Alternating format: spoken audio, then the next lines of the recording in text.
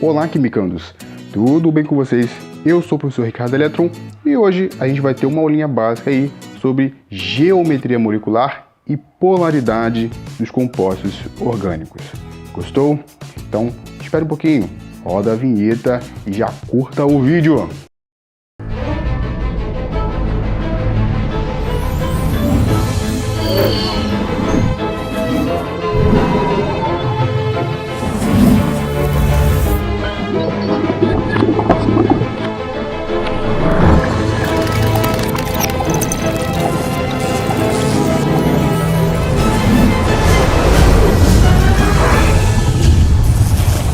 Professor Ricardo Eletron. Bem, galera, olha só. Geometria e polaridade dos compostos orgânicos. Cara, eu sei que você tremeu na base só de ver o título desse vídeo. Porque geometria molecular e polaridade são, assim, coisas, né, chatinhas de falar. Imagina forças intermoleculares, né, intramoleculares, né? É dificuldade para qualquer um. Mas olha só, nós vamos ver aqui passo a passo, vamos ver aqui de modo bem didático, tá? Mas sem perder a essência do negócio, tá bom? É importante a gente já começar a falar que vocês precisam lembrar sobre a eletronegatividade. Lembra que é uma das propriedades periódicas, né? Lá da tabela periódica, a aulinha da tabela periódica, tá certo? O que é eletronegatividade mesmo? É a capacidade do átomo conseguir atrair elétrons para si. Não é isso? Então, torna-se evidente, portanto, que quando eu tenho eletronegatividades diferenciadas, né, eu vou ter forças diferenciadas. Não é isso? Então, a gente, como está falando de compostos orgânicos, vamos falar deles, né? Quem são os principais aí? O carbono, hidrogênio e o oxigênio. Sabendo que a eletronegatividade do carbono, olha só, é de 2,6, tá? E o hidrogênio, a eletronegatividade dele é de 2,2. Cara, isso aqui, de onde eu tirei esses valores? Lá na tabela periódica, quando tem um quadradozinho da legenda, ele já diz que lá em cima no topinho do quadradinho tem lá eletronegatividade. E ele sempre está com vírgula, números com vírgulas. Então é por isso aqui, ó, 2,6, 2,2. Se a gente for comparar a eletronegatividade do carbono e do hidrogênio, nós perceberemos que a eletronegatividade do carbono é maior do que o hidrogênio, certo? Sabendo que a eletronegatividade do carbono, né, a diferença aí é de 0,4, né, ó, 0,4, tá certo? E o do carbono com o do oxigênio é de 1 ponto alguma coisa, 1,3, né, mais ou menos aí. Isso é 1,3, tá, a diferença entre o oxigênio e o carbono. Então, o carbono e o hidrogênio não está muito distante, não, tá? Mas quem continua sendo mais eletronegativo? O carbono, tá? Entre o hidrogênio e o carbono, o mais eletronegativo é o carbono. Entre o carbono e o oxigênio, o mais eletronegativo é o oxigênio, tá? Beleza. Então, qual é o objetivo, né, de geometria molecular? O objetivo é de você representar de modo a minimizar, né, as forças eletrostáticas. Você entende que cada átomo, né, quando você vai fazer a sua ligação química, né, você precisa aí ter essa noção de que você não pode aproximar esses camaradas numa ligação química, eles não podem estar juntinhos. Não, existe uma força muito grande entre eles, ou até mesmo forças bem fraquinhas. Porém, se você não souber representar isso legal, né, você vai entender que tudo vai se atrair, né, ou tudo vai se repelir, né, e não é muito bem que funciona. Então, a gente minimiza esses efeitos da repulsão eletrônica porque elétron não se bate com elétron, né? Então, A tendência é a repulsão eletrônica, tá? E de modo a evitar essa repulsão eletrônica, temos aí inserção de ângulos, tá? Que possibilitam o maior afastamento possível entre esses átomos. Exemplos aqui, vamos de exemplos. Vamos fazer representações aqui, tá? De como seria, tá? A organização espacial de cada molequinha. Olha só, vamos fazer perante a fórmula estrutural plana, lembra disso? Então, ó, do CH4, esse aqui, ó, o metano, tá? Então, o metano, ele é assim, ó, vamos fazer primeiro a estrutural plana. Carbono no meio, né, porque é átomo central, hidrogênios em volta. Ó, ele didaticamente faz 4 ligações, então, ó, hidrogênio, hidrogênio, hidrogênio e hidrogênio, tá certo? Beleza. Aí, a gente tem, ó, isso aqui tá no plano, mas será que espacialmente, em 3D, ele vai estar assim? Óbvio que não, tá? Se a gente for comparar, assim até ficaria legal, né? Olha só, se a gente for reparar, ó, ângulo de 90 graus. Então não é um tipo de representação que é de se jogar fora. Só que aqui está muito inicial, tá? Então como que ficaria a minha nova representação para essa molequinha aqui de metano, né? O metano, com a sua geometria molecular? Bem, você vai pegar o carbono, né, continuamente como um átomo central, porque ele é o mais eletronegativo, e você vai colocar os hidrogênios, olha, em volta dele normalmente, tá? Então, continuando com a mesma representação, né, só com traços, nós vamos ter mais ou menos uma disposição desse camarada, ou seja, você percebe que está formando aqui, ó, tem uma forma geométrica aqui, né? Aqui a gente chama até de geometria tetraédrica, tá? Porque se você não lembra lá de geometria molecular, geometria molecular são formas geométricas, né? Que são as melhores formas para os átomos. E isso é de acordo com o número de átomos, tá? Aqui eu tenho quantos átomos? Aqui eu tenho 5. Olha só, 4 de carbono e 1 de carbono. 4 de hidrogênio e 1 de carbono. Então são 5 átomos. Quando eu tenho 5 átomos, a predominância é que seja geometria tetraédrica, tá? Isso aí acontece, por exemplo, com o metano. Então, a partir disso, né, a gente, como eu falei, começa a introduzir ângulos, né? Aliás, 109,5 graus, mais ou menos, tá? Então é a distância aí entre o hidrogênio, olha só, entre os hidrogênios, tá? Sabendo que, qual é a ideia da representação? É que um hidrogênio está na frente, o outro está do lado, o outro aqui, então está formando um tripé. Nisso que está formando um tripé, né, nós já estamos introduzindo a questão da geometria molecular. Então, portanto, ó, esse aqui é geometria tetraédrica. Fechou? Esse aqui, olha só, o etino. O etino, se a gente for fazer a sua ligação, né? Olha só, carbono ligado com hidrogênio, ligado com carbono, que por sua vez está ligado com hidrogênio. Olha lá, tá certo? Esse é o etino, né? Etino, ó, 2 carbonos, né? E como é hidrocarboneto, o etino. Legal. Qual é a geometria dele? Já está feito, né?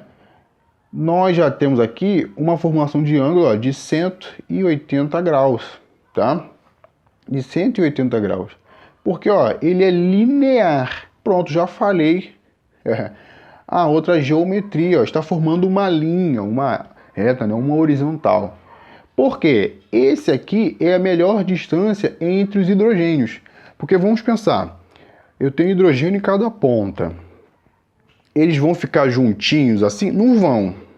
Eles vão ficar se batendo o tempo todo. Então, eles vão achar o melhor ângulo para não precisar ficar se batendo. Então, já foi a melhor distância entre os hidrogênios, de 180 graus, tá certo? Um hidrogênio está aqui e o outro está na outra ponta.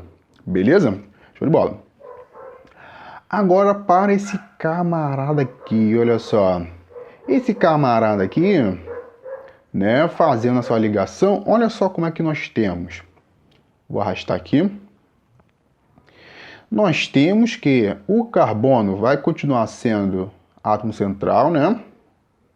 Vai ter seus hidrogênios, tá? E terá uma dupla O, tá? Hidrogênio e hidrogênio. Então, aqui eu já fiz mais uma geometria, tá? Que nesse caso é a trigonal plana. Olha só, trigonal plana. Porque, olha só, eu estou formando um triângulo, só que esse triângulo aqui está no plano, está no papel, tá? Você pode endireitar, né? Ficar um pouquinho mais em pé, olha só, né? Dupla O aqui, ó, hidrogênio e hidrogênio, né? Trigonal plana, tá? E aí, olha só a predominância, ó. Eu tenho 4 átomos, né? Se eu tenho 4 átomos, geralmente é trigonal plana, tá? Por que eu falo isso? Porque eu posso ter o mesmo número de moléculas, porém ter geometrias diferentes. Então você tem que estar, né, sempre tomando cuidado com esse tipo aí de representação, tá? O NH3, por exemplo, o NH3, olha só, eu tenho 4 átomos também, ó, aqui, 4 átomos, porém os dois têm geometrias diferentes, né? Tem geometrias diferentes. Então, beleza, né, pessoal? Tranquilo, então explicado, ó, então falamos da geometria tetraédrica, linear e trigonal plana. São geometrias aí predominantes, né, predominantes dos compostos orgânicos, beleza? Então, vamos falar agora das diferentes formas de representações das moléculas orgânicas. Lembrando, nós falamos das formas de representações, lembra? Da forma estrutural plana, né? Da forma estrutural simplificada, né? Da fórmula notação bastão ou a notação compacta, tá? E a partir daí dessas notações compactas, que nós adentramos a projeção de Neumann, por exemplo, nas conformações de cadeia, né? Então, nós temos outras formas de representações de moléculas orgânicas, tá? Não fugindo do padrão, mas estou oferecendo a vocês outras formas de representações. Então, olha só, nós temos tranquilamente a forma estrutural plana, que já estamos aí, né, craques de fazer, né? Se coloca cada um destrinchadinho, né? Carbono com hidrogênio, cada um no seu quadrado, né? É a forma estrutural plana. Então, ó, fazendo para o metano, olha. O metano, ó, didaticamente, carbono tem direito a 4 ligações, né? Fazendo assim ligações entre os carbonos. Fizemos um. Na minha cunha e o traço, né? É interessante falar esse camarada, ele fica até mais bonito, já dá um design bacana. Por quê? Porque na minha cunha e o traço, geralmente a cunha que a gente fala, a cunha, ela é uma setinha cheia e geralmente ela vem na frente. A cunha tracejada ou traço, tá? Ela geralmente vem atrás. Isso que tem o objetivo de determinar que o átomo de hidrogênio, por exemplo, um vai estar na frente e o outro vai estar atrás. Apenas isso. Então, olha só, fazendo para o metano, deixa eu apagar aqui. Eu vou continuar aqui com carbono, certo? Tem 4 ligações. Então, um vou fazer aqui com hidrogênio aqui normalmente. O outro aqui também, né? Ó, lembrando a sua geometria. Lembra, ó, cunha. A cunha, ela assim, ó. A cunha cheinha, ligado com hidrogênio, e isso aqui, ó, a cunha tracejada, tá? Isso aqui, ó, lembra a sua geometria tetraédrica, né? E sua representação com a cunha e o tracejado, ele é mais ou menos assim, tá? Então, a cunha, ó, como falei, geralmente vem na frente e o tracejado, ele vem atrás, ó. Aqui é o hidrogênio, tá, gente? É o hidrogênio, tá bom? Ele tem um tracejadinho, tá? Beleza. Bola e vareta. Esse vocês, de repente, devem ter visto mais, que é justamente, olha só, carbono no meio, né? E aí, olha só, a gente pode envolver ele um círculozinho e a varetinha indicando a sua ligação. Então, olha só, vai continuar a mesma geometria, né? Olha lá. Vai continuar a mesma geometria, porém, em vez de cunha tracejado ou só apenas traços, eu vou ter bolas e varetas, tá? E é por isso na legenda vem até as cores. Ah, o carbono é verde, o hidrogênio é azul. E aí você vai saber identificar, por exemplo, a polaridade. Quem é mais polar, né? Quem é mais eletronegativo, melhor dizendo, é o carbono ou o hidrogênio, né? Vai falar, poxa, o verdinho é o mais eletronegativo, o carbono, né? Então fica muito bem destacado, né? Fica mais fácil a sua visualização.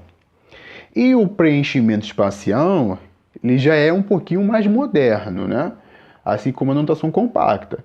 Nós temos aqui, olha só, vou desenhar até diferente. Vamos supor que o carbono seja esse aqui, ó, o azul. Tá certo? O carbono vai ser um átomozinho maior e o hidrogênio vai ser o menor, olha só. Tem o hidrogênio aqui, né? São 4 hidrogênios. Tem hidrogênio aqui, tem hidrogênio aqui e tem hidrogênio aqui. Então é isso aí, pessoal. Não ficou muito bem desenhado, olha só, vou tentar desenhar de novo, porque aí, né, fica bem melhor. Olha lá, hidrogênio, hidrogênio, hidrogênio, beleza, né? E aqui o carbono. Beleza, então ó, já fizemos aqui representações, ó, forma estrutural plana, cunha e tracejado, bola e vareta e o preenchimento espacial. Tranquilo? Show de bola. Agora vamos nos tratar de polaridade. Já comentamos muito de geometria, comentamos da eletronegatividade.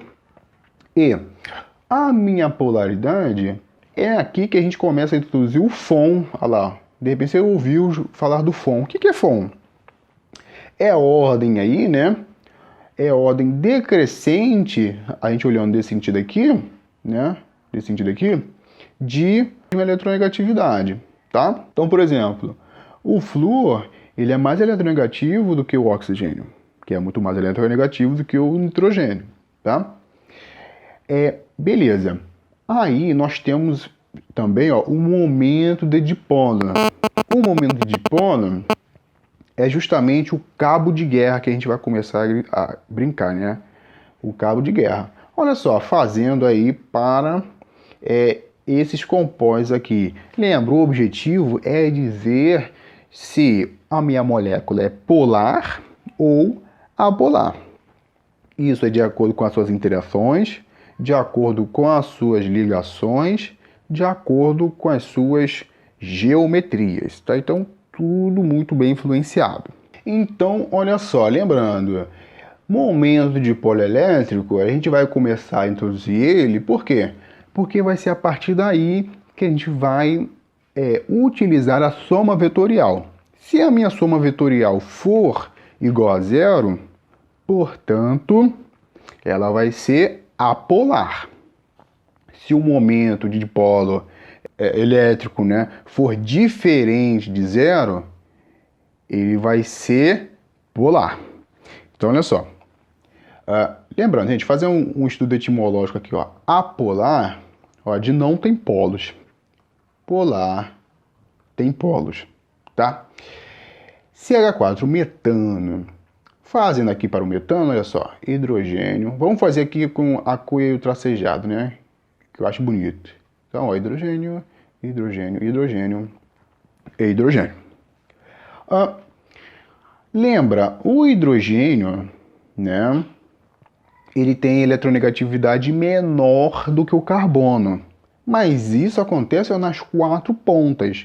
Então quer dizer que nesse cabo de guerra, né, quem está vencendo é um carbono, porque ele é mais forte. Portanto, nós dizemos que esse polo aqui vai ser positivo, esse polo vai ser positivo, esse positivo, esse positivo, e o do carbono vai ser negativo, tá certo? Porque ele está recebendo elétron, tá?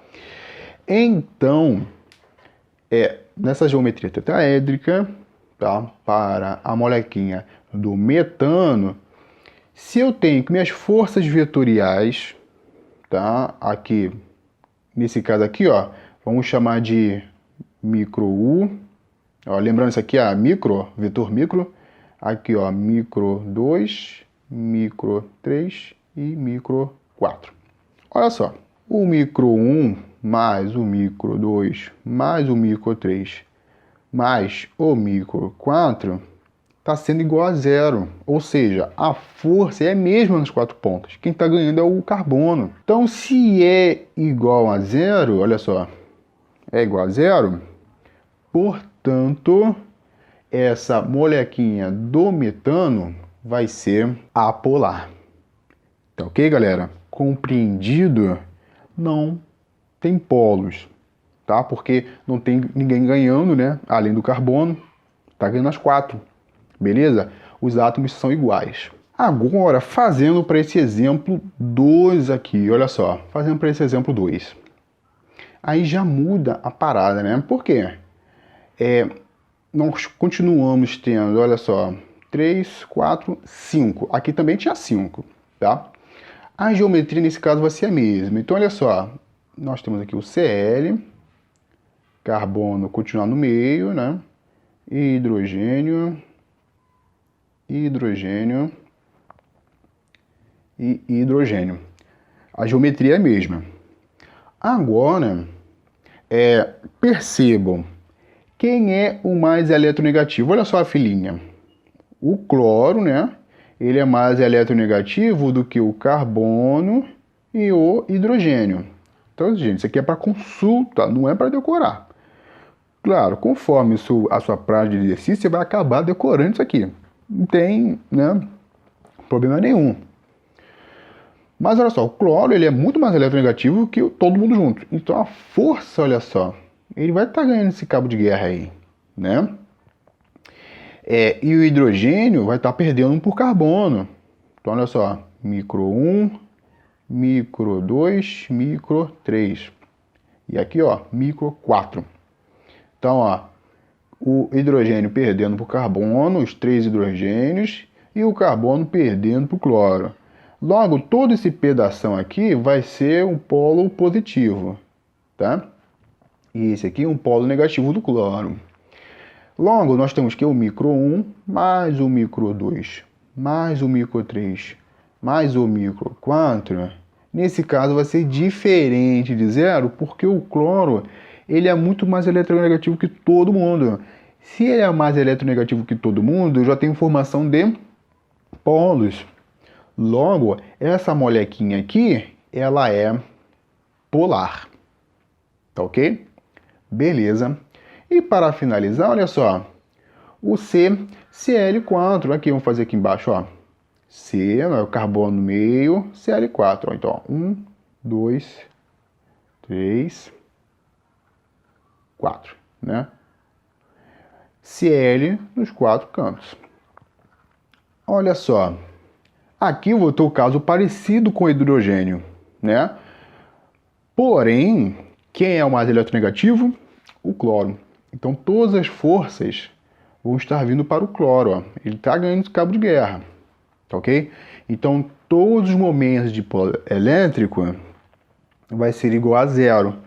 Portanto, se eu não tenho diferença de eletronegatividade, estou ganhando meu cabo de guerra, tá? Portanto, ele vai ser apolar, né? Assim como o metano. Então, beleza, pessoal, já terminamos a sua questão da polaridade, vamos agora às suas forças. No que tange aí as propriedades, né, físico-químicas dos nossos compostos orgânicos. Tá bom, gente? A aula tá deliciosa, né? Então, olha só, gente.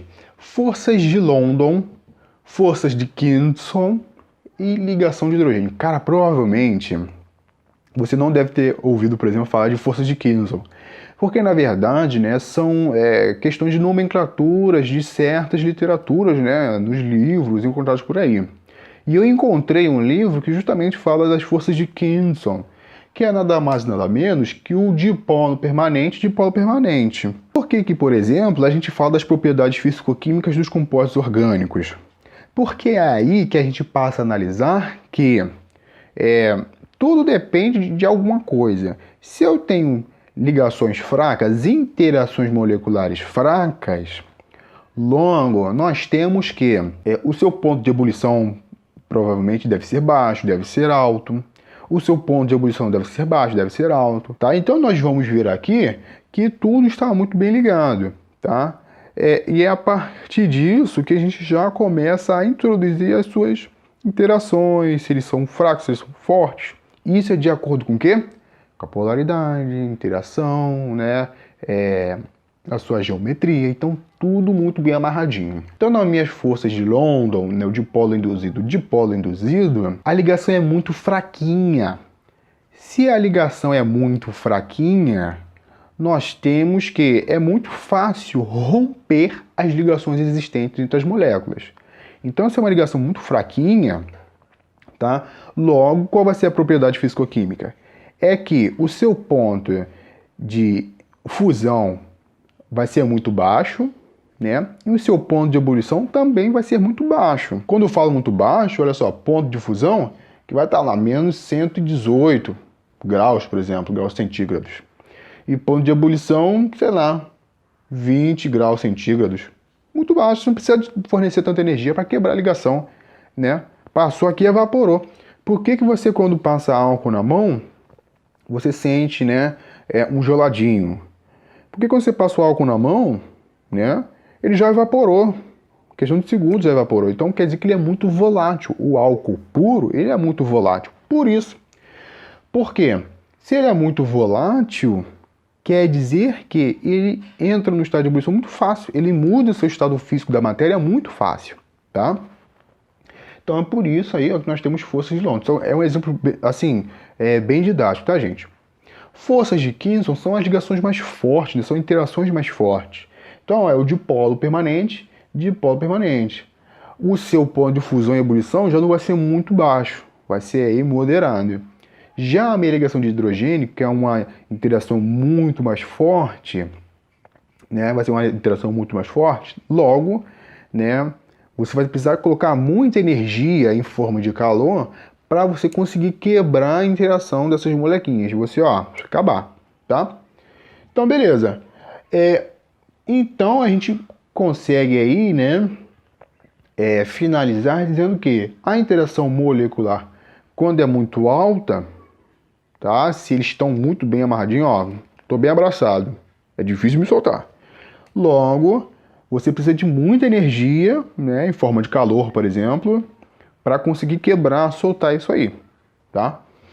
E aí, a partir disso, nós também conseguimos, definir a questão da sua solubilidade, a questão da temperatura, a questão da sua interação, da sua questão da volatilidade, que eu acabei de falar, da questão da sua viscosidade, né, e muitas outras propriedades por aí. Você sabia que o consumidor de posto de gasolina, ele pode sim testar a qualidade do combustível? Você sabe como?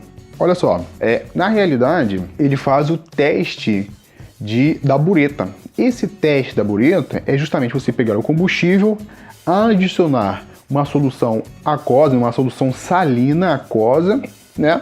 Você misturou os dois e a partir disso você consegue aí, né, obter o teor, né, a porcentagem, o teor em porcentagem alcoólico do combustível, tá? Por quê? Porque quando você adiciona a solução, né, salina no combustível, a água ela vai interagir com o etanol.